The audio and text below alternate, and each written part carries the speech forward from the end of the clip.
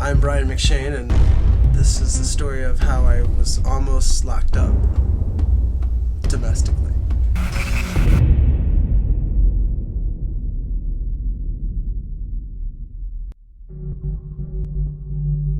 You know, it was just a normal day at work, bartending, getting golfers drunk, and making sandwiches and selling candy bars and this and that. Brian McShane just got off work and he came over to my place.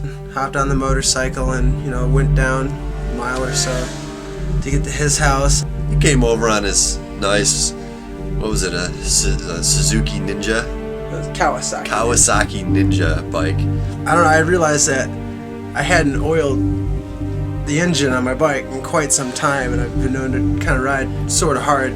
He comes over to my house and we're having a good time, just hanging out, doing what we do, and we start talking about his bike and doing this whole lube your gears. You gotta lube our gears. Like we were literally standing in the driveway of his parents' house, looking at my bike, saying, "You gotta lube your gears. You gotta lube your gears," for like an hour solid. Hanging out for a while, and it was time to go back to Ann Arbor, where I was living at the time, and we're gonna go drink our faces off.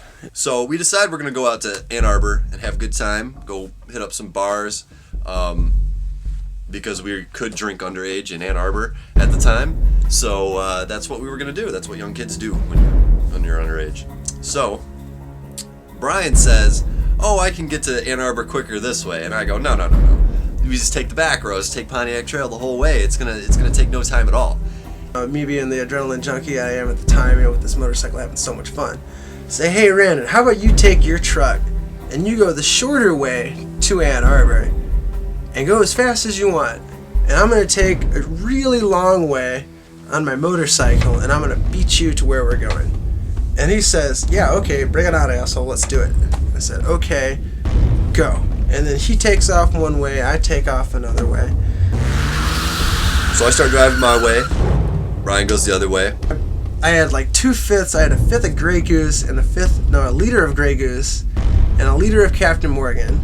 I had a bag of grass going down Beck Road, going about 60 miles an hour. Look up and the sign says 40 or 45 or something like that. And then I look over and I see the corner light of a Crown Victoria. It says Nova Police. Well, that's not good. My heart starts pumping. I mean, it's like boom, boom, boom, boom, boom, boom, boom, boom, boom. Like, what's he gonna do? And now it's a game of cat and mouse. At this point, I've got a quarter mile to maybe like almost half a mile between me and salvation. I'm engaged in a bona fide police chase. So I get on the highway, I slingshot out there going about 120, just zipping right down there. And I can probably get about a quarter mile down. In my side view mirror, I see the cop car slingshot onto the highway with its lights full bore, and I'm thinking like, motherfucker, I'm an unlicensed motorcycle. I'm going to disobey any cop's order to tell me to stop. I've got drugs, I've got alcohol, and I also have pride. Don't get caught. That's really what was going through my head. But down, these three cars are blocking my way. So I do like this Batman kind of moving like around these cars, and I get maybe like another quarter mile like in front of them, and I look back again, and the cop's lights are gone. And then at this point, all of a sudden I realized that I'm losing power. But I started looking down, and the needle is falling. And before long, I've got these three cars that I pass on the shoulder like a total asshole. They're now passing me. So what was between them and the cop? This is it. I'm gonna get my ass beat by some cop. It's gonna go something like this. "Hey, I'm sorry." No, boom. I'm just thinking, I need a way out. I need a way out, and I need a way out now. Now, every single day, I would take 14 to and from home to work, and I would always go past this road, Godfredson Road. Like, what a stupid name for a road. Like, who's Godfredson? Like, who is this man? Why did he name the road after himself? I think it's a silly name. Remove it. Name it something else. The second I get off the highway, I'm shitting a brick going, holy fuck, there's a cop behind me who doesn't have his lights on. This is no good. I'm going to the first house I see, and boom, right off the highway, I see this house, and I pull in there, and I'm wow, wow, wow, wow, on a crotch rocket, roll in through this guy's driveway. I didn't call or anything. I didn't know the guy. And I drove the motorcycle right behind his house, turned it off, took out put the kickstand out, took my helmet off, hid in the bushes. By the way, I don't even have a cell phone. And eventually this dude comes out. I told him originally that I was like, yeah, my bike started fucking up and I don't want to have it on the highway. And then the guy was looking at me, realizing I'm flustered. Too flustered. Yeah, just a simple bike breakdown. I was like, alright, dude, I was going too fast. And the cops got behind me, and my shit goes faster than their shit. So I just took off going faster, but then my shit stopped going faster than their shit. So I had to turn in here. And he's like, well, do you need to use a phone or something like that? I'm like, yeah, I really do need to use a phone. So he came out and gave me a phone. I called Randon up, and Randon's like, where are you at, man? I'm in Ann Arbor. The first words that come out of his mouth is, my bike broke down, I was getting chased by the cops.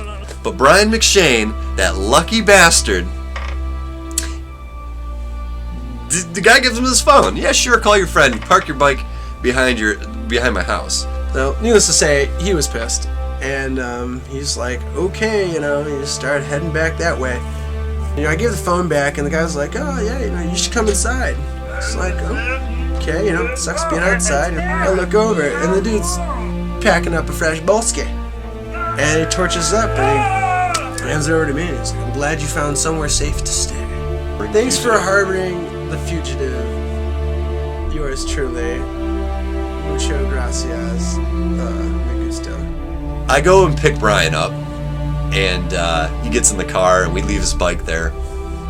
And he tells me, he's like, yeah. So I'm sitting down with these people, and I ended up smoking with them, and they gave me dinner and drinks and blah, blah, blah. All I have to say is this. Brian McShane, you are one lucky son of a bitch. Well, the moral of the story is that I would have gotten away scot clean either way. But it would have been much more easier if I had just moved my gears.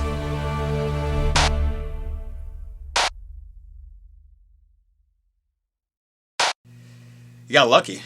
I'll tell you what, man.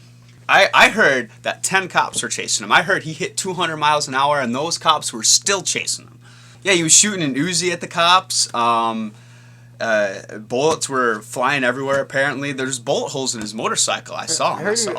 I don't know. I don't know how he didn't die just driving, let alone, the cops not shooting him, jeez. And then I heard that he put a gun to the guy's head and said, you're gonna let me keep my bike here. And the guy was like, oh, okay. And he's like, you're gonna smoke this bowl. And then he made the guy smoke a bowl with him or some shit, man. That is a crazy story. Did you hear that his bike caught fire while he was running from the cops? I heard that it caught fire and that some of the brake fluid caught fire and actually set a cop car on fire. I heard he got away because he clipped his brake line on his rear brakes. He figured, forget it, I don't need my rear brake, I got my front brake. So he clipped his back brake line, lit it on fire as the brake fluid was shooting out, and it caught the cop fire on fire, and it spun out and took out the other 10 cops that were behind him. Yeah.